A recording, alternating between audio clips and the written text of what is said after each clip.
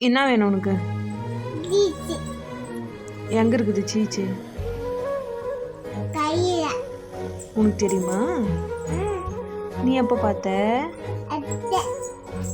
காசு இல்லையே. எங்க இருக்குது? எங்க இருக்கு? மேலே எடுத்துன்னு வரியா? எடுத்துன்னு வரியா? எட்ட முடியலையா? எட்ட முடியலாம் எப்படி சிக்கன் வாங்குறது? ம். அப்ப நீ வளர்ந்து பின்னாடி நம்ம போய் சிக்கன் வாங்கி சாப்பிடலாமா? இப்போ வேணுமா அப்புறமா வேணுமா? ம் சரி. ம் சரி. ம் ம் சரி.